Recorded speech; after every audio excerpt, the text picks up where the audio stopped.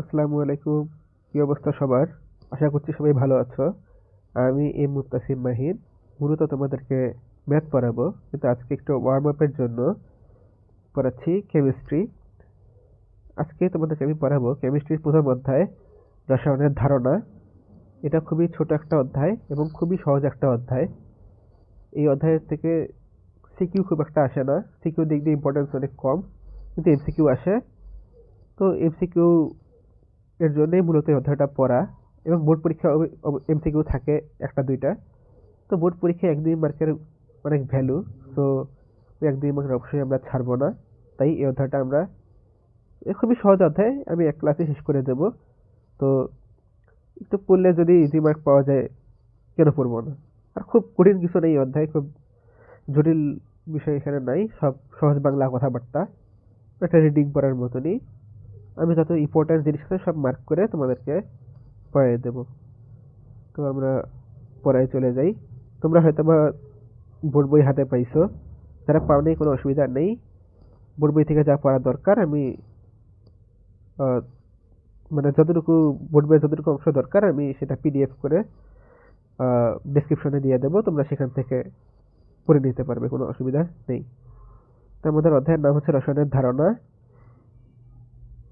অধ্যায় পড়া শুরু করার আগে একটা জিনিস, এটা অনেকেই স্কিপ করে যায়, কিন্তু আমি তোমাদেরকে একটু দেখায় দিই। সেটা হচ্ছে এই অধ্যায় শেষে আমরা কি কি জানতে পারবো। প্রথমে আমরা জানতে পারবো রসায়নের ধারণা ব্যাখ্যা করতে পারবো, রসায়নের ক্ষেত্রসমূহ চিহ্নিত করতে পারবো, রসায়নের সাথে বিজ্ঞানের অন্যান্য শাখার সম্পর্ক ব্যাখ্যা করতে পারবো। তোমরা যারা নতুন ক্লাস 9-এ উঠছো, তারা হয়তোবা মানে অলরেডি বুঝে গেছো যে তোমাদের বিজ্ঞান যে আগে একটা বই ছিল সেটা এখন 3টা বইয়ে পরিণত হয়েছে। তো সেগুলো হচ্ছে ফিজিক্স, কেমিস্ট্রি এবং বায়োলজি। এবং ম্যাথও কিন্তু বিজ্ঞানের একটা অংশ। ম্যাথ কোনোভাবে বিজ্ঞানের বাইরের কিছু না। আহ, যাই হোক, তো এই বিজ্ঞানের প্রত্যেকটা শাখাই কিন্তু একে অপরের সাথে প্রত্যক্ষ বা পরোক্ষভাবে জড়িত আছে। তো সেইটাই এখানে লেখা আছে যে রসায়নের সাথে বিজ্ঞানের অন্যান্য শাখার সম্পর্কটা তোমরা জানতে পারবে। রসায়ন পাঠের গুরুত্ব ব্যাখ্যা করতে পারবো, সবকিছু পাঠেরই গুরুত্ব আছে। রসায়নের অনুসন্ধান ও গবেষণা প্রক্রিয়া বর্ণনা করতে পারবো। এটা খুবই ইম্পর্টেন্ট, এখান থেকে তোমাদের এমসিকিউতে প্রশ্ন হবে। ওখানে একটা ফ্লো চার্ট আছে, ওটা একটু তোমাদেরকে দেখতে হবে। বিভিন্ন ধরনের অনুসন্ধানমূলক কাজে পরিকল্পনা প্রণয়ন, অনুমিত সিদ্ধান্ত গঠন ও পরীক্ষা করতে পারবো। হ্যাঁ, রসায়ন কিন্তু পুরোটাই এক্সপেরিমেন্ট বেসড।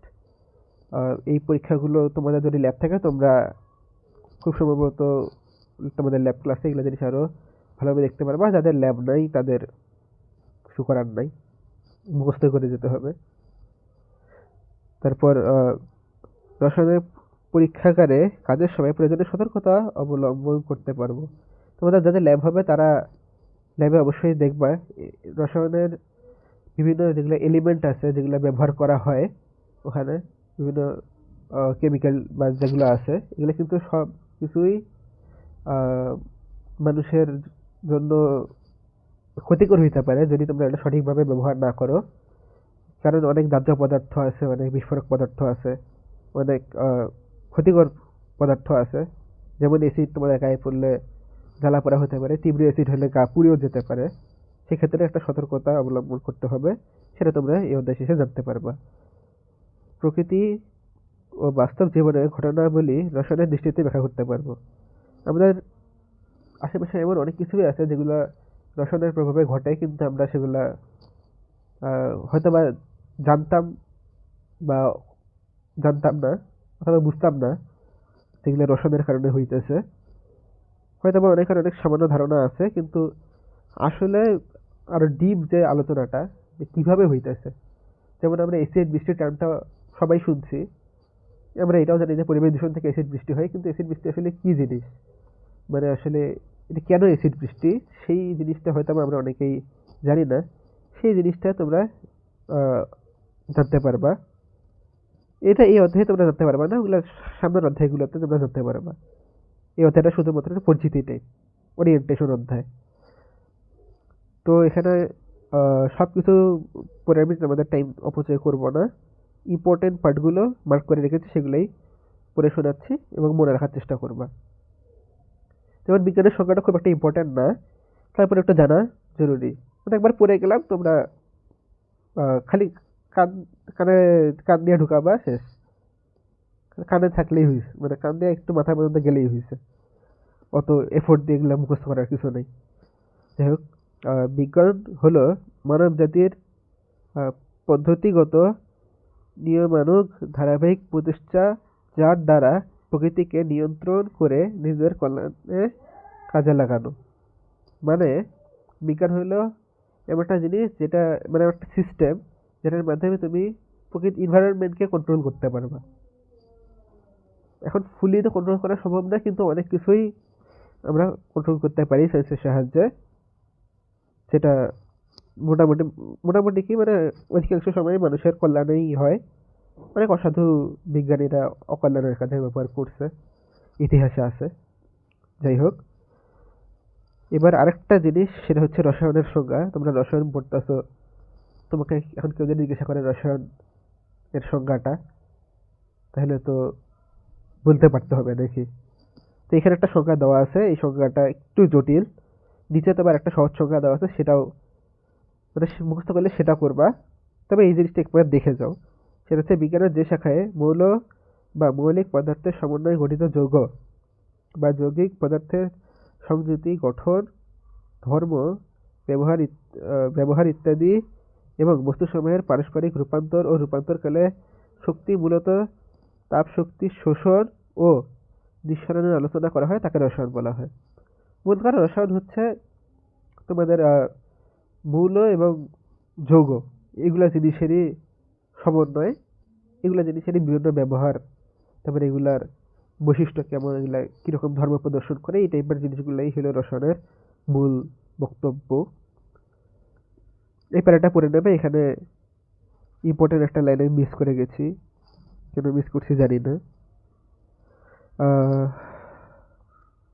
এই লাইনটায় এ পর্যন্ত বলা তথ্য অনুযায়ী প্রথম ব্যবহৃত ধাতু হলো তামা। এর একটা জরুরি তথ্য, এর থেকে এমসিকিউ আসবে। তারপর এই যে এখানে কিছু শাল দেওয়া আছে, দেখছো, এই যে একটা শাল দেওয়া আছে। তো এইসব শাল টাল মুখস্থ করে মাথায় প্রেশার নেওয়ার কোনো দরকার নেই, কারণ শাল জীবনে আসবে না। রসায়নে এমনিতে যত তথ্য, সেগুলো দিয়ে স্যাররা কুল পাবে না, আবার এই শাল টাল দিয়ে তোমাদেরকে আর জ্বালাবে না। তবে তোমাদের যাদের আছে একটু ফ্যান্টাসি শাল টাল মুখস্থ করার, তারা করতে পারো, কোনো অসুবিধা নেই। যে খ্রিস্টপূর্ব ৩,৫০০ অব্দে একটি অব্দের দিকে কপার ও টিন ধাতুকে গুলিয়ে তরলে পরিণত করে দুটি তরলকে একত্রে মেশানো হয়, অথবা মিশ্রণকে ঠান্ডা করে কঠিন সংকর ধাতু বা অ্যালয়ে পরিণত করা হয়। সংকর ধাতু তোমরা হয়তো বা জানো অনেকেই, যারা জানো না তাদেরকে বলছি। পৃথিবীতে মৌল কিন্তু আছে ১১৮টা, কিন্তু যৌগ কিন্তু অনেক। ১১৮টা মৌলকে ঘুরে পেঁচা চেঞ্জ করে অনেক ধরনের যৌগ তৈরি করা হয়। তো এই যে যৌগগুলো গঠিত হচ্ছে, এগুলো প্রত্যেকটাই এক একটা সংকর। আর সংকর ধাতু হইল ধাতুগুলোর একসাথে মিক্স করে যে নতুন ধাতু তৈরি করা হয়, সেটা হচ্ছে সংকর ধাতু। তো এই কপার আর হইল টিন, এই দুইটার সংকর ধাতুর নাম হচ্ছে ব্রোঞ্জ। এই ব্রোঞ্জ তোমরা সম্ভবত, মানে সবচেয়ে সহজ উদাহরণ আমার মাথায় যেটা আসছে সেটা হচ্ছে মেডেল। মেডেলে ব্রোঞ্জ মেডেল দেয়। আরও অনেক ইউজ আছে, ওগুলো ওদিকে না যাই, সহজে ওটাই মাথায় রাখো। তারপরে এখানে একটা ইম্পর্টেন্ট লাইন হচ্ছে, ব্রোঞ্জের আবিষ্কার মানুষ সব থেকে অনেক দূরে এগিয়ে নিয়ে গেছে। হ্যাঁ, প্রথম হলো এই ব্রোঞ্জটা আবিষ্কার হয়েছে, যে উপরে দেখে দেখিও লেখা আছে যে ব্রোঞ্জ দিয়ে অস্ত্র, মানে যে পশু শিকার, কৃষিকাজ, এগুলো অনেক কাজ করতো। তো ব্রোঞ্জের আবিষ্কারের পরপরই মানুষের একটা সিগনিফিক্যান্ট চেঞ্জ আসছে জীবনযাত্রায়। তারপর আস্তে আস্তে আরো অন্যান্য যেগুলো আছে, এই যে ইস্পাত, ইস্পাত এবং অন্যান্য যেগুলো সংকর ধাতু, ওগুলো আসছে। মানে শুরুটা হয়েছে ব্রোঞ্জ দিয়ে। তবে যেখানে একটা ইম্পর্টেন্ট লাইন আছে, এই শাল আবারও চাইলে মনে রাখতে পারে, না হলে নাই। খ্রিস্টপূর্ব ৩৮০ অব্দের দিকে গ্রিক দার্শনিক ডেমোক্রিটাস বলেন, প্রত্যেক পদার্থকে অনবরত ভাঙতে থাকলে শেষ পর্যায়ে এমন ক্ষুদ্র কণা পাওয়া যাবে যাকে আর ভাঙা যাবে না। তিনি এর নাম দেন অ্যাটম, যার অর্থ অবিভাজ্য। আহ, এই জিনিসটা বুঝছো? সরি, মানে আমরা যদি কোনো একটা পদার্থকে ক্রমাগত ভাঙতে থাকি, মানে ভাঙতে ভাঙতে একদম ছোট করে ফেলি, তো অবশ্যই এমন একটা পর্যায়ে যাবে যে এই পর্যায়ের পর আর সেটাকে কিছু করা যাবে না, এত ছোট হয়ে যাবে। সেই ছোট কণাটাকে অ্যাটম নাম দিছে, এবং যেটার বাংলা হচ্ছে অবিভাজ্য। এই অ্যাটম অর্থ অবিভাজ্য, এটা একটু মনে রাখবা। এবং অ্যাটম জিনিসটা কি সেটা একটু মনে রাখবা। এই দুটা জিনিসই কাজের। অ্যাটমের অর্থটা এমসিকিউ এর জন্য ইম্পর্টেন্ট।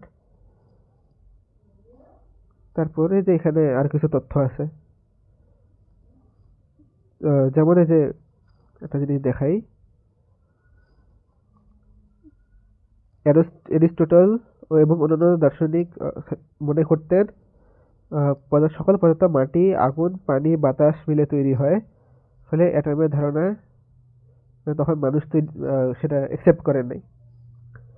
এখন সেই সময় আর কি প্রযুক্তি অত ভালো ছিল না, ওই অ্যাটম লেভেলে যাওয়ার কারো ক্ষমতা তখন হয় নাই। তো এগুলো অবশ্যই যেটা মানুষ আহ, চোখে দেখে না সেটা বিশ্বাস করতে চায় না সহজে, এটা স্বাভাবিক। তারপর কেমিস্ট্রির উৎপত্তি, এই যে মধ্যযুগে আরবের মুসলিম দার্শনিকরা কপার, টিন, সীসা ইত্যাদি স্বল্প মূল্যের ধাতু থেকে সোনা তৈরির প্রচেষ্টা করছিলেন। মানে বিজ্ঞানীরা কাজে তো হইলো এগুলা, একটা থেকে একটা জিনিস বানানো।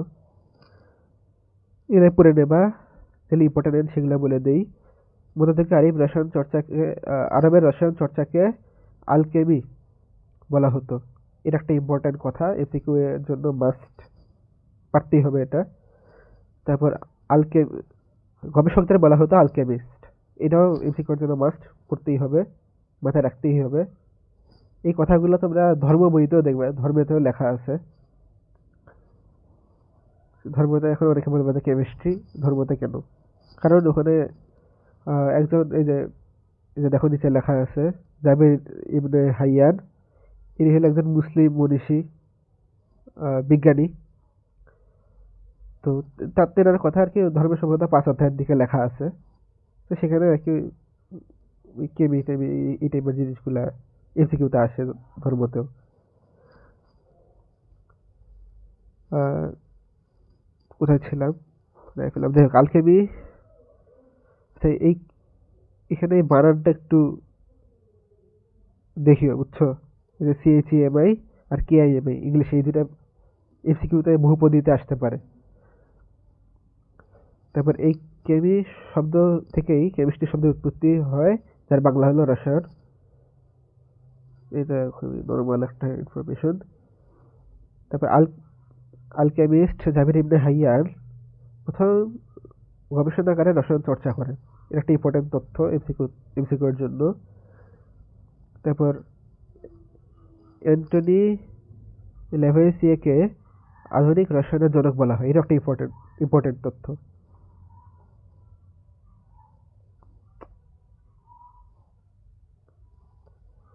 ওই যে রসায়নের একটা সংজ্ঞার কথা আমি তোমাদেরকে বলছিলাম, একটা ভালো সংজ্ঞা, আহ, সেটা দাগায় দিয়ে আগে, তারপর পরে শোনাচ্ছি।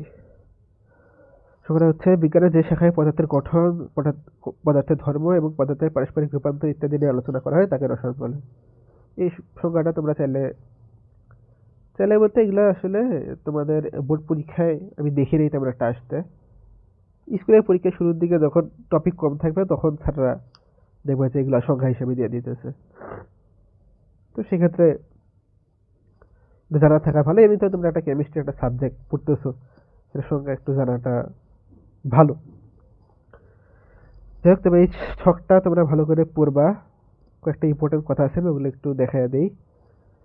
এই যে এখানে ছকটা মূলত কিসের সেটা একটু, এই যে দৈনিক জীবনে বিভিন্ন বিষয় রসায়নের দৃষ্টিকোণ থেকে বিশ্লেষণ। এটাকে যে বলতেছিলাম যে আমাদের জীবনের চারদিকে এই রসায়ন কাজ করতেছে, সেটা কিছু উদাহরণ দেখো। কাঁচা আম টক কিন্তু পাকা আম মিষ্টি, এটা কেন হয়? কারণ কাঁচা আমে থাকে সাকসেনিক অ্যাসিড এবং ম্যালিক অ্যাসিড, সাইট্রিক অ্যাসিডও থাকে, সেটার কথা লেখে নাই কেন জানি, ওটা একটা মূল উপাদানের মধ্যে একটা। যে কি অ্যাসিডের কারণে কাঁচা আম টক। তোমরা হয়তো বা জানো না, অ্যাসিড কিন্তু টক স্বাদযুক্ত। এমনিতে অ্যাসিড মানে খুবই তীব্র ঝাঁঝালো হয়, কিন্তু যেগুলা খাবার উপযুক্ত অ্যাসিড, যেমন এই যে যেগুলো ফলমূলে যেগুলো অ্যাসিড থাকে, এগুলো টক স্বাদের। কমলাতে অ্যাসিড থাকে। তো এই অ্যাসিডগুলো হলো তোমাদের আমের ভিতরে থাকে দেখে আমটা টক স্বাদের হয়। কিন্তু পরবর্তীতে আমটা যখন পেকে যায় তখন এই অ্যাসিডগুলো রাসায়নিক পরিবর্তন ঘটায় এবং সুক্রোজ এবং ফ্রুক্টোজ উৎপন্ন হয়, সরি গ্লুকোজ এবং ফ্রুক্টোজ উৎপন্ন হয়, তাই পাকা মিষ্টি। এই গ্লুকোজ আর ফ্রুক্টোজ হলো শর্করার জাতীয় উপাদান, এগুলোর কারণে মূলত আম মিষ্টি হয়ে যায়। তবে কেরোসিন, প্রাকৃতিক গ্যাস ও মোমে ইত্যাদির দহন। দহন মানে কি? দহন মানে হলো পুরানো। তোমাদের অক্সিজেনের উপস্থিতিতে যে কোনো কিছুকে পুরায় কার্বন ডাই অক্সাইড, তারপর আলো, তাপশক্তি, তারপর অনেক অনেক ক্ষেত্রে জলীয় বাষ্প, এগুলো উৎপন্ন করাটাই হলো তোমাদের দহন। তো এখানে সেটাই লেখা আছে, কেরোসিন, প্রাকৃতিক গ্যাস, মোম এগুলো হলো হাইড্রোকার্বন। এটা খুবই জরুরি একটা কথা। এই হাইড্রোকার্বন নিয়ে তোমাদের 11 অধ্যায়ে অনেক ডিটেলস আলোচনা আছে। সেটার ক্লাস তোমাদের অলরেডি রুহান ভাইয়া নিচ্ছে, তোমরা সেখান থেকে করতে পারো। হাইড্রোকার্বন হচ্ছে হাইড্রোজেন এবং কার্বন দ্বারা গঠিত যৌগ। এটা মনে রাখবা। এটা যখন তোমাদের 11 অধ্যায়ে যাবে এগুলো আরো ক্লিয়ার হবে। তো যেহেতু এটা এখানে লেখা আছে, তোমাদের এমসিকিউ এ আসতে পারে, অথবা অনেক ক্ষেত্রে দেখা যায় যে ক নাম্বারেও দিয়ে দিতে পারে সিকিউর। এটা মনে রাখবা। যাই হোক, তাই যখন এগুলোর দহন ঘটে, বাতাসে অক্সিজেনের উপস্থিতিতে আমি একটু আগেই বললাম, CO2, জলীয় বাষ্প, আলোর তাপশক্তি এগুলো উৎপন্ন হয়। তারপর পেটের অ্যাসিডিটির জন্য অ্যান্টাসিড জাতীয় ওষুধ খাওয়া। যাদের গ্যাস্ট্রিকের সমস্যা আছে, তোমরা তো সাধারণত ট্যাবলেট খাও, কিন্তু যাদের সমস্যা বেশি তারা অনেক ক্ষেত্রে ডাক্তারের কাছে গেলে ডাক্তার অ্যান্টাসিড সাজেস্ট করে। এটা একটা সিরাপ, এটা বেশি কার্যকরী। তো যাই হোক, এই অ্যান্টাসিড সিরাপটা মূলত অ্যালুমিনিয়াম হাইড্রোক্সাইড আর ম্যাগনেসিয়াম হাইড্রোক্সাইড এই এই যৌগগুলা দিয়ে গঠিত। এই অ্যালুমিনিয়াম হাইড্রোক্সাইড আর ম্যাগনেসিয়াম হাইড্রোক্সাইড হলো ক্ষার। এই ক্ষারগুলো আমাদের পেটে তো যখন মানে অ্যাসিডিটি হয় তখন পেটে তো হাইড্রোক্লোরিক অ্যাসিডের পরিমাণ বেড়ে যায়। এটা তোমাদের জানার থাকার কথা, খুবই বেসিক একটা কথা। তো যখন আমরা অ্যান্টাসিড খাই, অ্যান্টাসিডের ভিতরে যে ক্ষারগুলো আছে সেগুলো পেটে যায় বিক্রিয়া করে। এটা অ্যাসিড এবং ক্ষারের বিক্রিয়া, লবণ এবং পানি তৈরি হয়, এটা প্রশমন বিক্রিয়া। তোমরা এটা জানার সম্ভবত কথা না, এটা ভবিষ্যতে জানতে পারবা। আমি জাস্ট একটা আইডিয়া দিলাম যে অ্যাসিড এবং ক্ষারের বিক্রিয়া লবণ এবং পানি তৈরি হয়। তো সেই বিষয়টাই মূলত এখানে হবে। অ্যাসিড আমাদের পেটের HCl অ্যাসিড এবং এখানে যে অ্যালুমিনিয়াম হাইড্রোক্সাইড আর ম্যাগনেসিয়াম হাইড্রোক্সাইড এগুলো যখন আমাদের পেটে যাবে তখন এরা মারামারি করে লবণ এবং পানি তৈরি করবে। সেক্ষেত্রে পেটের যে অতিরিক্ত অ্যাসিড সেটাও প্রশমন হয়ে যাবে এবং ম্যাগনেসিয়াম হাইড্রোক্সাইড আর ক্যালসিয়াম অ্যালুমিনিয়াম হাইড্রোক্সাইড এগুলা মানে ওই অ্যাসিডটাকে প্রশমন করতে সাহায্য করবে। কথা শেষ, পড়ার দরকার নেই। যেখানে একটা লাইন আছে, প্রতিটি দেহ একটি বড় রাসায়নিক কারখানা। আমাদের দেহে কিন্তু প্রতিনিয়তই হাজার হাজার হাজার বিক্রিয়া করতেছে। আমাদের একবার ধরো যে খাবার খাইলাম, সেই খাবারটা একদম শক্তি পর্যায়ে শক্তিতে রূপান্তর হইতে অনেক বিক্রিয়া হয় আমাদের শরীরে। মানে এমসিকিউর জন্য ইম্পর্টেন্ট না, মানে এই কথাটা একটা স্পেশাল কথা। অর্থাৎ শরীর যে কত পরিমাণ বিক্রিয়া হয় এটা তোমরা কল্পনাও করতে পারবা না। এখানে একটা ছক আছে, এই ছকটাই পড়ে নেবা। যতটুকু ইম্পর্টেন্ট আমি অতটুকু মুখে বলে দেওয়ার চেষ্টা করতেছি। রাসায়নিক কিছু ক্ষেত্র এখানে উল্লেখ করা আছে। এই যে এখানে এই জিনিসটা মনে রাখবে যে বায়ুর প্রধান উপাদান কিন্তু নাইট্রোজেন আর অক্সিজেন। তারপর হচ্ছে খাবারের পানি, যেটা পানি কিন্তু পিওর H2O, যেটা ঠিক আছে? সেটা কিন্তু মানুষ খায় না। মানুষ যে পানিটা খায় সেটার মধ্যে পিওর H2O এর সাথে সাথে আহ, ম্যাগনেসিয়াম, ক্যালসিয়াম ইত্যাদি ধাতুর লবণ থাকে। বুঝছো? মানে মানুষ যে পানিটা খায় সেটার মধ্যে এগুলা বিভিন্ন ধাতুর লবণ, তারপর আরো বিভিন্ন উপকারী উপাদান থাকে। মানে একদম পিওর H2O যেটা, ওটা বৃষ্টির পানিতে পিওর একদম H2O হয়। তো বৃষ্টির পানি খাওয়া যায়, পিওর H2O একদম খাওয়া যায়, ওটা কোনো অসুবিধা না। কিন্তু মানুষ সাধারণত যেটা খায় সেটা একদম পিওর হয় না। তার মধ্যে এই যে জিনিস খনিজ লবণগুলো থাকে, এগুলো উপকারী, মানুষের জন্য দরকার। আরেকটা জিনিস এখান থেকে মনে রাখবা, শরীরে পানি স্বল্পতা, ডিহাইড্রেশন, এই যে আমি মার্ক করে দিছি, এই ডিহাইড্রেশন কথাটা একটু মাথায় রাখার চেষ্টা করবে। এটা তোমরা জানো, খুবই স্বাভাবিক একটা কথা, তারপরেও যারা জানো না তাদের জন্য বললাম। যেমন সার, আমরা জমিতে যে সার দেই, এই সারগুলো nitrogen, phosphorus, calcium, magnesium, potassium এগুলার হয়ে থাকে। এগুলো পড়ে নেবা, বুঝছো?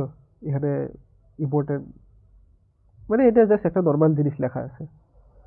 মানে এই দেখো লেখা আছে যে আমরা খাবার খাই, উদ্ভিদের খাবারটা, মানে ওগুলা পড়লে বুঝতে পারবা।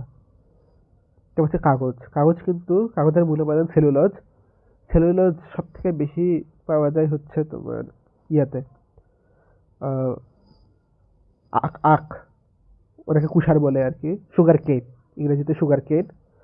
আর বাঁশে, এগুলো থেকে মূলত এই সেলুলোজটা প্রসেস করে কাগজ তৈরি করা হয়। কাগজ তৈরির জন্য এই যে ইম্পর্টেন্ট অনেক। তারপরে যে এখানে আরেকটা পার্ট, রসায়নের সাথে বিভিন্ন বিজ্ঞানের অন্যান্য শাখার সম্পর্ক, এগুলা পড়ে নেবা। এগুলা মানে সেইভাবে মনে রাখার কিছু নেই, তোমরা জাস্ট একবার রিডিং করে নেবা। আমি একটু সামারি করে দেওয়ার চেষ্টা করতেছি, করে দিই সামারি একটু। মানে জীববিজ্ঞানের সাথে যেরকম সম্পর্ক, এই যে সালোক সংশ্লেষণ প্রক্রিয়া, তোমরা এটা তোমাদের জীববিজ্ঞান বইয়ে দেখছো হয়তো বা। তো এটা কিন্তু, এই প্রক্রিয়াটা, এটা কিন্তু পুরোটা একটা কেমিস্ট্রি বেসড প্রক্রিয়া, যেখানে সূর্যের আলোকের উপস্থিতিতে বাতাসের কার্বন ডাই অক্সাইড এবং উদ্ভিদ তার মূল থেকে যে পানিটা শোষণ করে, সেই পানি, এগুলো সব পরস্পর বিক্রিয়া করে শর্করা জাতীয় খাদ্য এবং অক্সিজেন তৈরি করে। তো যে এই যে তৈরিগুলো হইতেছে, এই পুরো প্রক্রিয়াটাই কিন্তু একটা কেমিক্যাল রিয়াকশনের মাধ্যমে হয়ে থাকে, যেটা উদ্ভিদ দেহ কোষে হয়। সেটা মানে, মানে একটা কেমিস্ট্রির পার্ট। জিনিসটা মানুষের, সরি, মানুষ বলতেছি, উদ্ভিদের দেহে হচ্ছে দেখে এটা উদ্ভিদ বিজ্ঞানের একটা অংশ হয়ে গেছে, কিন্তু ওই যে খাদ্য তৈরির পার্টটা, ওইটা 100% কেমিস্ট্রি, পিওর কেমিস্ট্রি। তারপর পদার্থ বিজ্ঞানের সাথে রসায়নের সম্পর্ক, এই যে দেখো এখানে বিদ্যুৎ, চুম্বক ইত্যাদি যন্ত্রপাতি। সবচেয়ে সহজ উদাহরণ হচ্ছে ব্যাটারি, সবচেয়ে ইজি উদাহরণ। ব্যাটারি হলো পুরোটা একটা কেমিস্ট্রির সৃষ্টি। তোমাদের রিমোটে যে পেন্সিল ব্যাটারিগুলো ইউজ করো, সেটা ড্রাই সেল বা শুষ্ক কোষ বলে, সেটা কেমিস্ট্রির মাধ্যমেই তৈরি করা। শুধু ওইটা নয়, আরো অন্য যেগুলো তোমাদের ফোনে লিথিয়াম আয়ন ব্যাটারি আছে, তারপর হলো আইপিএস এ লেড অ্যাসিড ব্যাটারি ব্যবহার করা হয়, এই টাইপের সবকিছুই কিন্তু কেমিস্ট্রির মাধ্যমে। তাই পেন্সিল ব্যাটারির কথা কেন বললাম, কারণ এটা তোমাদের 8 অধ্যায়ের দিকে সম্ভবত এই ব্যাটারি তৈরির প্রসেস দেওয়া আছে, ওটা থেকে প্রশ্ন হয় মোটামুটি। বোর্ড বোর্ড পরীক্ষা না পেলে স্কুলের পরীক্ষা 100% প্রশ্ন কোনো না কোনো সময় যা পাবাই। গণিতের সাথে সম্পর্ক, গণিতের সাথে বিজ্ঞানের এমন কোনো বিভাগ নেই যেটার সম্পর্ক নাই। জীববিজ্ঞানে তুলনামূলক কম আছে, কিন্তু তারপরেও আছে। কারণ এই যোগ বিয়োগ গুণ ভাগ সব জায়গারই সঙ্গী। তোমাদের কেমিস্ট্রির 6ষ্ঠ অধ্যায়ে দেখবা বিভিন্ন ধরনের ম্যাথ আছে, সেই ম্যাথ করতে তো ম্যাথেরই দরকার হয়। তো কেমিস্ট্রির বিভিন্ন ম্যাথ ম্যাথ হইলো থাকে, তো সেটা আর কি ম্যাথের সাথে সম্পর্কটা নির্দেশ করে। শেষ ওই পার্ট। রসায়ন পাঠের গুরুত্ব অপরিসীম। পরীক্ষাটা লিখলে সুন্দর একটা 0 পাবা, লিখতে যাও না কোনোদিন। অপরিসীম কথাটাই খুবই জঘন্য, মানে ওটা একদম, মানে যারা পড়াশোনা করে না তাদের কথা হয়ে যায়। তোমরা পড়াশোনা করলে সব লিখবা কেন? এখানে যে এই প্যারাটা পড়ে নেওয়া, বুঝছো? মানে মূলত লেখা আছে আমরা দৈনন্দিন কাজে যেগুলো ব্যবহার করি, ব্রাশ, পেস্ট, ব্রাশ, পেস্ট, তারপর হচ্ছে বিস্কুট, টয়লেট ক্লিনার, সাবান, শ্যাম্পু, এগুলো লোশন মোশন যা আছে এগুলো সবই কিন্তু রসায়ন দিয়ে তৈরি, মানে রাসায়নিক বিক্রিয়ার মাধ্যমে তৈরি। তারপরে যে এখানে কিছু ইম্পর্টেন্ট জিনিস আছে, ক্ষেতের ফসল পোকামাকড় যাতে নষ্ট না করে তার জন্য কীটনাশক ব্যবহার করা হয়। এই কীটনাশক বা ইনসেকটিসাইড আর হইল খাবার সংরক্ষণের জন্য প্রিজারভেটিভস, এগুলো কিন্তু রসায়ন দিয়ে তৈরি। এই দুইটা জিনিসের একটা জিনিসও খুব একটা উপকারী বলা যায় না, মানে উপকারী অবশ্যই অবশ্যই উপকারী, উপকার না হলে তো আর বই লেখা থাকতো না। কিন্তু আসলে আমরা বাঙালিরা যেভাবে জিনিসগুলো ব্যবহার করি ওগুলা উপকার আর থাকে না আর কি। মানে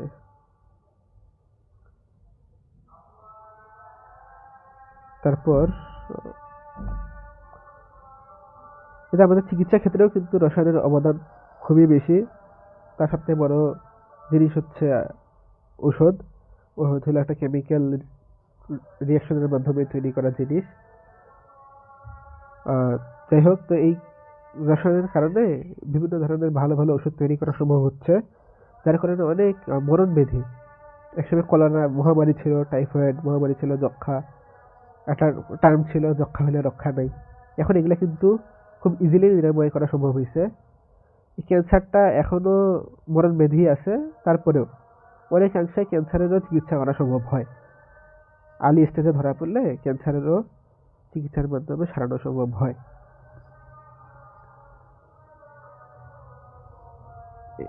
যাই হোক, এই কেমিস্ট্রির ব্যবহারের আবার কিছু কুফলও আছে, মানে অতিরিক্ত কেমিক্যাল রিয়াকশনের ফলে যেগুলা, মানে একটা বিক্রিয়ার ফলে শুধুমাত্র তুমি একটা সিঙ্গেল উৎপাদ পাবা না, বুঝছো?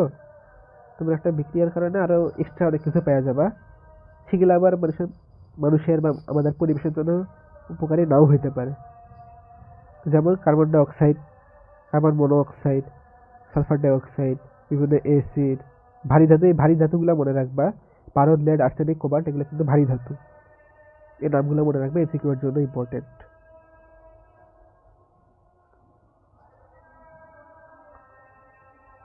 এই প্যারাটা একটু পড়ে নেবে এগুলা, এখানে ইম্পর্টেন্ট ইনফরমেশন কম। এই যেখানে একটা জিনিস লেখা আছে, গবেষণার একটা সংজ্ঞা দেওয়া আছে, সঠিক পদ্ধতি পরীক্ষা নিরীক্ষার মাধ্যমে অজানা কোনো কিছু জানার নামই হলো গবেষণা। এগুলো সব পড়ে নেবা, বুঝছো? মানে এখানে একটা মূলত একটা এক্সপেরিমেন্ট সম্পর্কে লেখা আছে।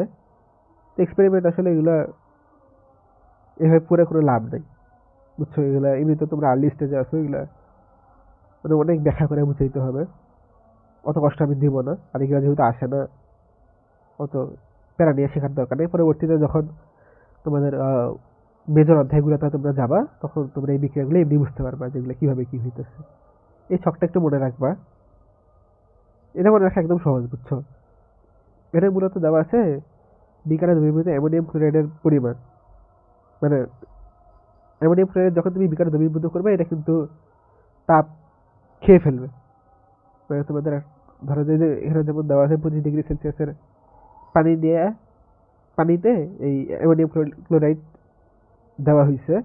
তো যখন কোনো মানে অ্যামোনিয়াম ক্লোরাইড ওখানে দ্রবীভূত হয় নাই, মানে মিশে নাই, তখন পানির তাপমাত্রা ছিল 25 ডিগ্রি সেলসিয়াস। মানে প্রতি 5 গ্রাম করে যখন মিশছে, পানির তাপমাত্রা 5 গ্রাম, সরি 5 ডিগ্রি সেলসিয়াস করে কমছে। যখন 5 গ্রাম মিশছে তখন তাপমাত্রা 25 থেকে কমে 20, 10 গ্রাম মিশছে 20 থেকে কমে 15, আবার যখন 15 গ্রাম মিশছে তখন 15 থেকে কমে 10। হ্যাঁ হ্যাঁ, ঠিকই বলছি। যাই হোক, এতে এই ছকটা একটু মনে রাখবা, এটা সহজ। 5 5 করে কমতেছে এখানে, অ্যামোনিয়াম ক্লোরাইড 5 করে বাড়তেছে, আর এখানে তাপমাত্রা 5 করে কমতেছে। এই করে নেবা। এই যে এই ছকটা একদম মাস্ট স্টার্ট দিয়ে দিই, ফ্লো চার্টটা আর কি পূর্বাই। এখানে মূলত দেওয়া আছে যে আমরা পরীক্ষা, একটা রসায়নের যে পরীক্ষা করব, সেই পরীক্ষা বিভিন্ন ধাপে ধাপে করতে হয়।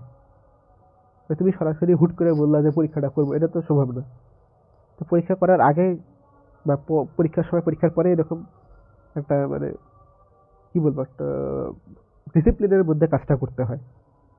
সেই ডিসিপ্লিনটা দেখো প্রথমে বিষয়বস্তু নির্ধারণ করতে হবে, কি পরীক্ষা করবে সেটা আগে ডিসাইড করতে হবে। তারপর বই বা পূর্বের গবেষণাপত্রের সাহায্যে বিষয়বস্তু সম্পর্কে ধারণা নিতে হবে। তোমরা হুটহাট করে একটা পরীক্ষা করতে গেলে তো হবে না নাকি? সেই পরীক্ষার রেজাল্ট কি আসবে সেটা তো আগে একটু ধারণা রাখতে হবে। তাহলে দেখা গেল যে তোমরা বিস্ফোরক পদার্থ নিয়ে খেলাধুলা করতে যায় ঠাস করে ফেটে মানে বিপদ তৈরি করলা। তারপর হলো প্রয়োজনীয় বস্তু যন্ত্রপাতি পরীক্ষা প্রণালী নির্ধারণ। তোমরা পরীক্ষাটা কীভাবে করবা সেটার একটা ফুল প্রসেস আগে লাগবে। তারপর হচ্ছে পরীক্ষার জন্য তোমাদের যা যা লাগবে যেগুলো উপকরণ সেগুলা, তারপর বিভিন্ন যন্ত্রপাতি এগুলো সব অ্যারেঞ্জ করবা। তারপরে যা পরীক্ষাটা করবা একদম 4 নাম্বার ধাপে যা পরীক্ষাটা করবা। আর এগুলো একটু ধাপ আকারে মনে রাখবা, বুঝছো? এটা 1 নাম্বার, এটা 2, এটা 3, এটা 4, এটা 5, এটা 6, এই ধাপ ধাপ আকারে মনে রাখবা। তারপর পরীক্ষাটা করবা 4 নাম্বার ধাপে। 5 নাম্বার ধাপে এসে তথ্য সংগ্রহ ও তথ্য বিশ্লেষণ। পরীক্ষাটা করার পর তোমরা অবজার্ভ করবা যে কি কি হইলো না হইলো, ফলাফল নিয়ে আলোচনা। তারপর তোমরা ওই যে কি কি হইলো না হইলো বিষয়গুলা, সেগুলা থেকে একটা ফলাফল তো আসছে দেখি, একটা পরীক্ষা করতে তার একটা অবশ্যই ফল থাকবে, সেই ফলটা নির্ণয় করবা এবং সেই ফলটা নিয়ে আলোচনা করবে। এটাই হলো মূলত গবেষণা অনুসন্ধান ও গবেষণা প্রক্রিয়ার বিভিন্ন ধাপ। এই 6টা ধাপ এই 1, 2, 3, 4, 5, 6 সিকোয়েন্সে মুখস্থ করবা। এগুলো থেকে এমসিকিউ আসে, এটা মাস্ট মুখস্থ করা।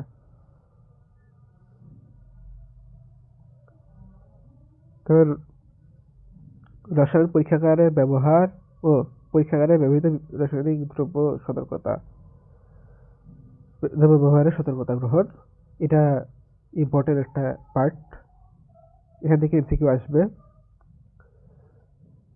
তো তোমাদের ল্যাবরেটরিতে যখন রসায়নের ল্যাব করবা, তোমরা যারা ল্যাব করার সৌভাগ্য তোমাদের যাদের হবে, তারা দেখবে যে অনেক কিছু আছে, অনেক ক্ষতিকর জিনিস আছে মানুষের জন্য, সেগুলো তো আর যেন তেন ভাবে ব্যবহার করা যাবে না, তোমাদের সমস্যা হইতে পারে। তো সেক্ষেত্রে এখানে নিরাপদ কিভাবে ব্যবহার নিরাপদভাবে তোমরা ল্যাবরেটরিতে যায় কিভাবে সেগুলা ব্যবহার করবা সেই সম্পর্কে এখানে কিছু লেখা আছে, এগুলো পড়ে নেবা। যেমন এতে দু একটা ইম্পর্টেন্ট আমি কেন দাগাই নাই খেয়াল করে নেই সম্ভবত। এই যে দাহ্য পদার্থ, সহজে যেটাতে আগুন ধরে যায় সেগুলো হলো দাহ্য পদার্থ। তারপর তোমরা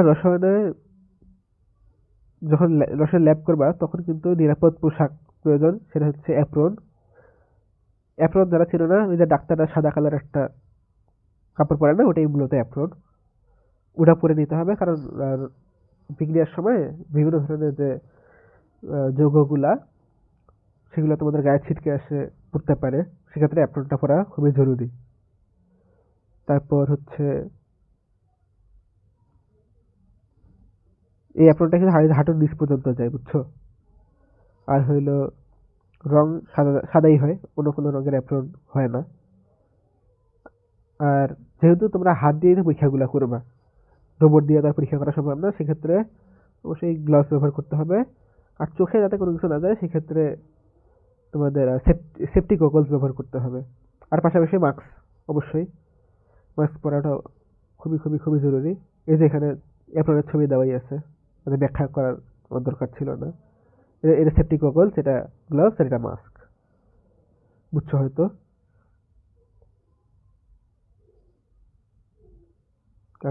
এই যেখানে একটা লাইন আছে, জাতিসংঘ পরিবেশ কর্মসূচি এ সংক্রান্ত তথ্য।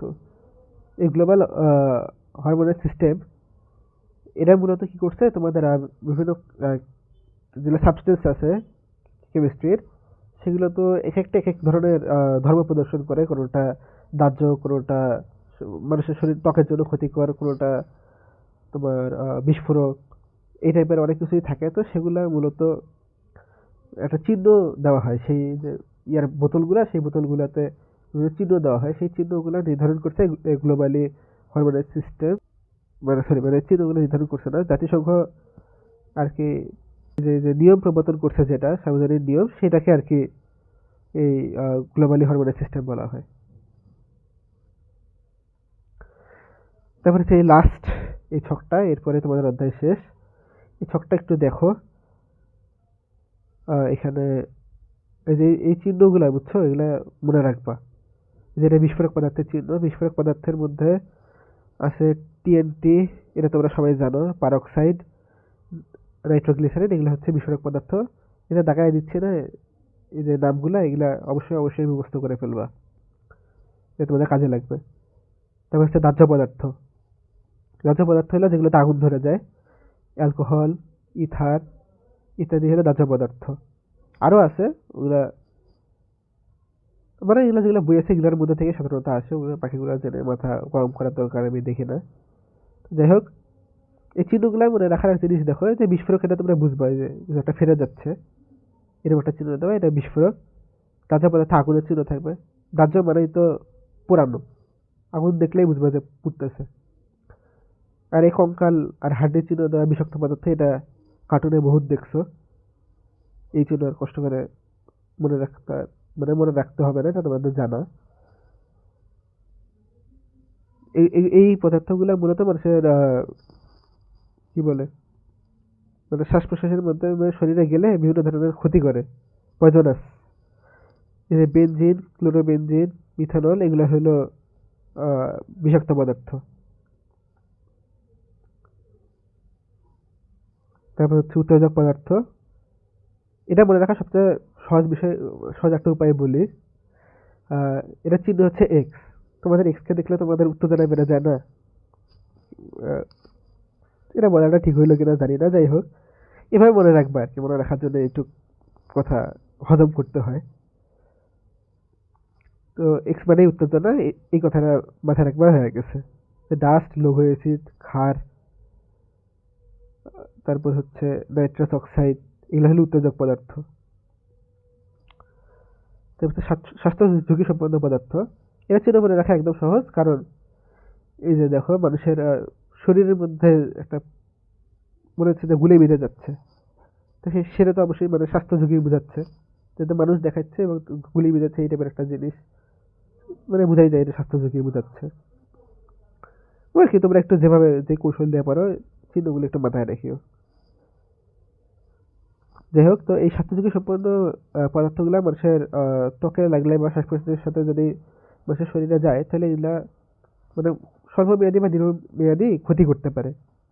বেনজিন, টালুইন, জাইলিন, এগুলো হলো এই স্বাস্থ্য ঝুঁকি সম্পন্ন পদার্থ।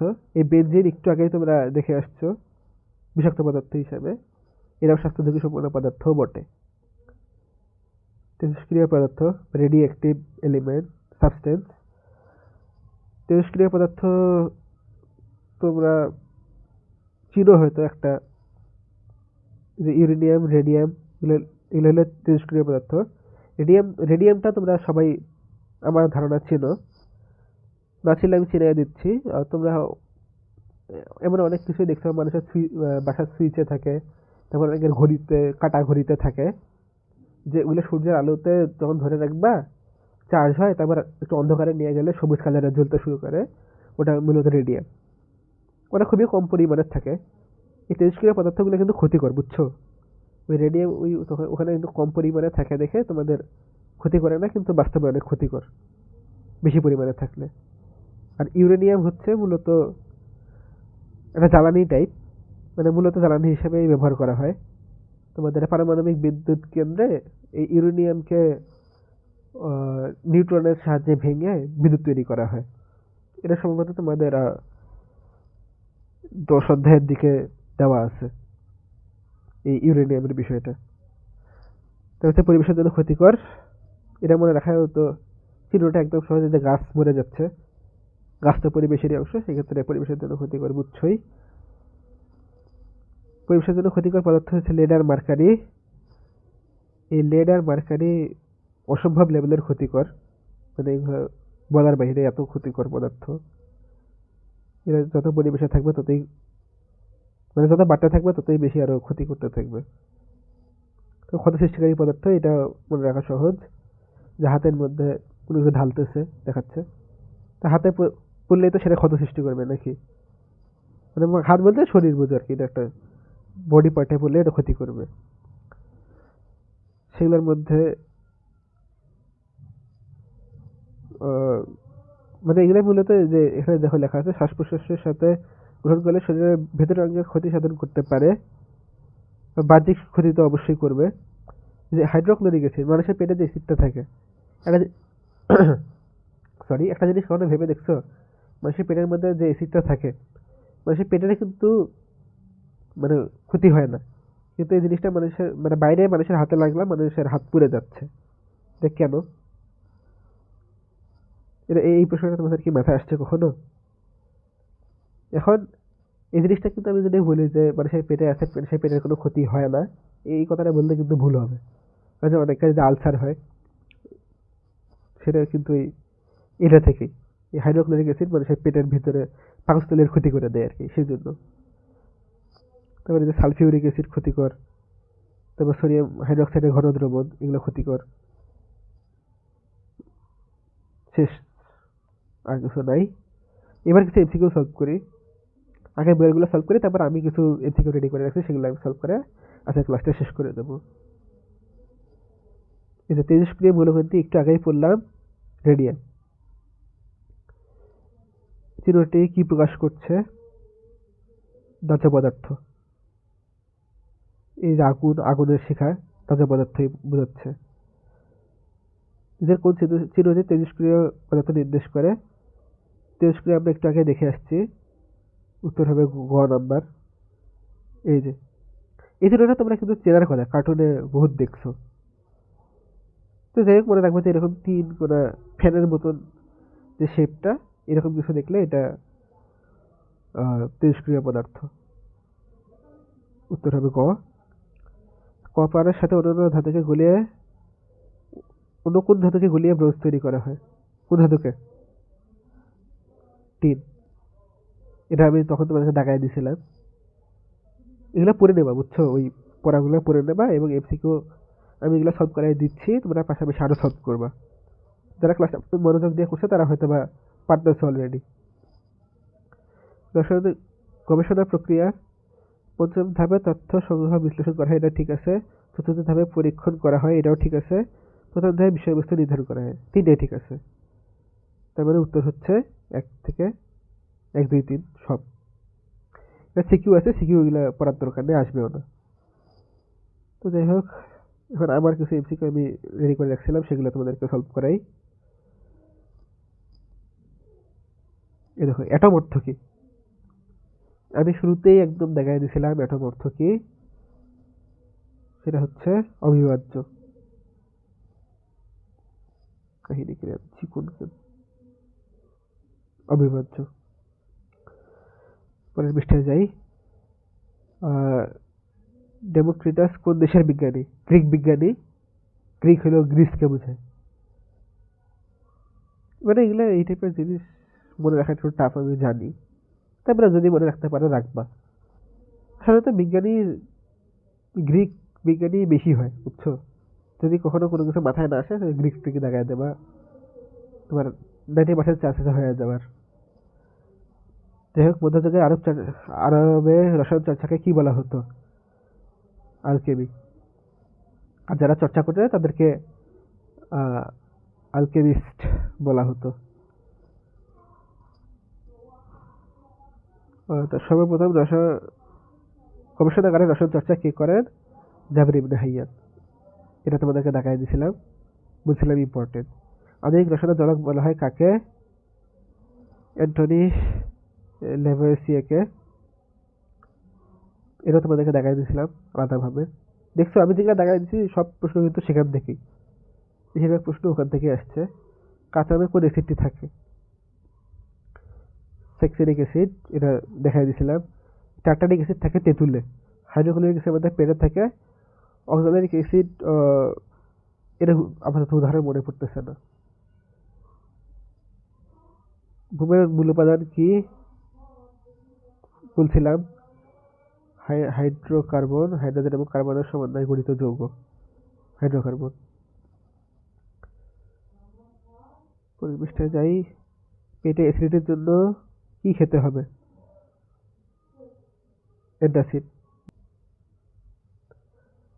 বাঁশ ও আখের ছোবরাতে কি থাকে? কি থাকে? সেলুলোজ। আমি একটু সময় দিচ্ছি যাতে তোমরা একটু অ্যান্সারটা করতে পারো, বুঝছো? আমি যদি অ্যান্সার বলে দিই ওটা তোমাদের বিশেষ করে লাভ হবে না। জমি উর্বর করতে কি ব্যবহার করা হয়? সার। এটা মানে একদম কমন সেন্সের প্রশ্ন। এটার জন্য তোমাদেরকে বিজ্ঞান পড়ার দরকার নেই, ওই যে কেউ বলতে পারবে। খাদ্য দীর্ঘদিন সংরক্ষণ করার জন্য ব্যবহার করা হয়, এটা মানে বলছিলাম, বুঝছো, দেখাই দিয়েছিলাম। এই যে এই জিনিসগুলো বলছিলাম এমসিকিউতে আসবে, এই যে দেখো আসছে। তো খাদ্য সংরক্ষণের জন্য ব্যবহার করা হয় প্রিজারভেটিভ। পরের পৃষ্ঠায় যাই। পরিবেশের তাপমাত্রা বৃদ্ধির জন্য দায়ী কোনটা? বলো কোনটা দায়ী? Carbon die oxide. আচ্ছা, এই সংকেতগুলো কিন্তু এখানে একটু ভুল হয়ে গেছে। এই এন টু, এই টুটা কিন্তু নিচে হবে। এখানে এন আর টু পাশাপাশি হয়ে গেছে, এটা ভুল। এন আর টুটা নিচে হবে সবগুলাই। অক্সিজেনের কি রে, ও টু, এই টুটা নিচে হবে। সিও টু, এই টুটা নিচে হবে। মানে ওটা আর কি প্রিন্টিং এর সমস্যা। এনএস থ্রি, যে থ্রিতে এইচ এর একটু নিচের দিকে যাবে, মানে একেবারে যে নিচের প্যারাতে সেটা না, একটু নিচে, অর্ধেকের নিচে আর কি। তারপরে যেটা দেখো, পরীক্ষা নিরীক্ষার মাধ্যমে যে সুসংবদ্ধ জ্ঞান অর্জন করা যায় তাকে কি বলে? দেখাই দিছিলাম, গবেষণা বলে। ওটা বিষাক্ত পদার্থ। বিষাক্ত কোনটা? কোনটা বলো? আমি নিজেই ভুলে গেলাম যে। ইথার সম্ভবত। নাকি একটু দেখে আসবো রে, ভুলভাল দেখানো হচ্ছে, একটু দেখে আসা ভালো।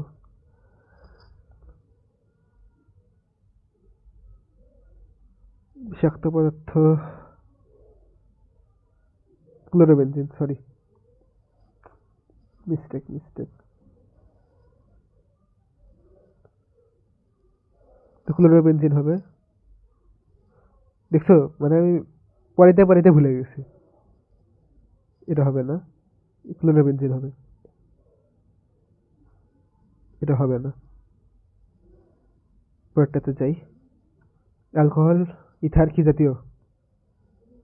অ্যালকোহল আর ইথার কি জাতীয় পদার্থ? অ্যালকোহল আর ইথার দাহ্য। পাকা আমে অ্যাসিডগুলোর রাসায়নিক পরিবর্তন হয়। সরি, প্রশ্নটা এরকম কেন?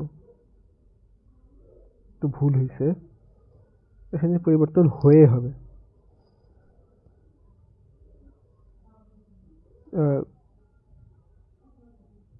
গ্লুকোজ হয়, ফ্রুক্টোজ হয়, জিলেটিন হয় না। তাহলে হবে 1 আর 2। অ্যান্টাসিডে থাকে অ্যালুমিনিয়াম হাইড্রোক্সাইড আর ম্যাগনেসিয়াম হাইড্রোক্সাইড। অ্যালুমিনিয়াম হাইড্রোক্সাইডের এখানে সংকেতটা এল ও এইচ থ্রি, এভাবে হবে আর কি, যে থ্রিটা উপরে উঠে গেছে। আর ম্যাগনেসিয়াম হাইড্রোক্সাইডের সংকেত কিন্তু ভুল দেওয়া, এখানে 2 হবে আর কি, MgOH2 হবে, সংখ্যাটা ভুল দেওয়া। ম্যাগনেসিয়াম অক্সাইড ঠিক আছে, কিন্তু হাইড্রোক্সাইডের সংখ্যাটা ভুল দেওয়া। আর এটার উত্তর হবে 1 আর 3। পরের পৃষ্ঠায় যাই। জাবির ইবনে হাইয়ান বিশ্বাস করতেন সকল পদার্থ তৈরি মাটি দিয়ে তৈরি, এটা বিশ্বাস করতেন। পানি দিয়ে তৈরি বিশ্বাস করতেন। আগুন দিয়ে তৈরি বিশ্বাস করতেন। সব পরিবেশের জন্য ক্ষতিকর লেড আর মার্কারি। ইউরেনিয়াম ক্ষতিকর না, কিন্তু মানুষের জন্য ক্ষতিকর আর কি, পরিবেশের জন্য না। উত্তর খ। ত্বকের জন্য অত্যধিক ক্ষতিকর অ্যাসিড। তবে যদি তীব্র ক্ষার দেওয়া থাকে সেটাও সঠিক উত্তর হইতে পারে। মানে অ্যাসিড থাকলে আমরা অ্যাসিডে দেখাবো, অন্য কিছু দেখা তাকানোর দরকার নাই। মরণ ব্যাধি কোনটি? ক্যান্সার এখন মরণ ব্যাধি আছে, কলেরা, তারপর যক্ষা, টাইফয়েড এগুলোর কিন্তু চিকিৎসা হয়ে গেছে, মানে বের হয়ে গেছে। অনুসন্ধান ও গবেষণা প্রক্রিয়ার দ্বিতীয় ধাপ কোনটা?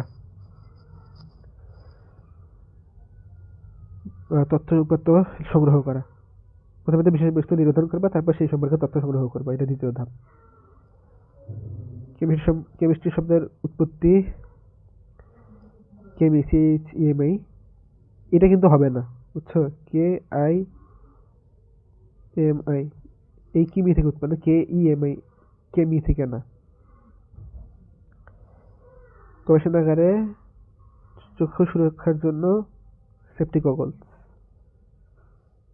বিকারে দ্রবীভূত অ্যামোনিয়াম ক্লোরাইড এর পরিমাণ 10 গ্রাম হলে দ্রবণের তাপমাত্রা কত? ওখানে ছকটা তোমাদের মনে আছে কিনা? যখন পানির তাপমাত্রা 25 ছিল তখন 0 গ্রাম দ্রবীভূত ছিল, যখন 5 গ্রাম দ্রবীভূত হয়েছে তখন পানির তাপমাত্রা হয়েছে 20, 10 যখন হয়েছে তখন 15, তো উত্তর হবে 15।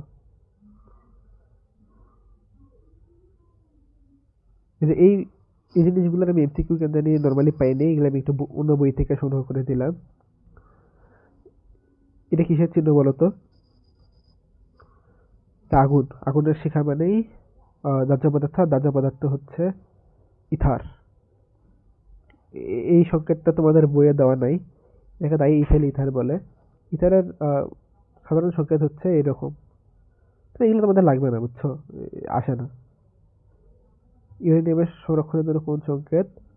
ইউরেনিয়াম হলো রেডিও অ্যাক্টিভ এলিমেন্ট বা তেজস্ক্রিয় পদার্থ, সেটা তো এই চিহ্ন, এটা বুঝছিলাম, ফ্যানের মতন স্ট্রাকচার, যে চিহ্নটা ওইটাই হবে।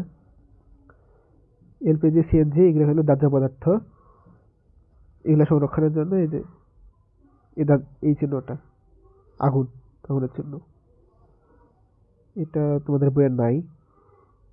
এটা জারক পদার্থ, জেনে রাখতে পারো, কিন্তু এটা তোমাদের বইয়ে নাই। এটা আগুন, দাহ্য পদার্থ, এটা তোমাদের বইয়ের এমসিকিউ একটা ছিল। শেষ। তাহলে এই পর্যন্তই তোমাদের ক্লাস। জানাও কেমন লাগলো। আশা করছি আশা করতেছি বুঝতে পারছো। কিছু না বুঝতে পারলে অবশ্যই জানাবা আমাকে, কমেন্ট করতে পারো। কোনো কিছু যদি এক্সট্রা বুঝতে চাও সেক্ষেত্রে আমাকে বলতে পারো, আমি বুঝিয়ে দেবো। আজকের ক্লাসটা লং হইলো কারণ আমি একটা চ্যাপ্টার কমপ্লিট করে দিলাম, সেজন্য পরবর্তী ক্লাসগুলো আমি ছোটো ছোটো ক্লাস দেওয়ার ট্রাই করবো, 20 মিনিটের মধ্যে, 20-25 মিনিট বা আধা ঘন্টা সর্বোচ্চ। যেহেতু আজকে একটা চ্যাপ্টার শেষ করে এলাম, 30টার মতন এমসিকিউ, এখানে 30টার মতন ছিল, আরও বইয়ের 6-7টা সলভ করে এলাম। তো কেমন লাগলো জানাও। আজকে এই পর্যন্ত, আর বেশি কথা না বলি। আল্লাহ হাফেজ, বাই।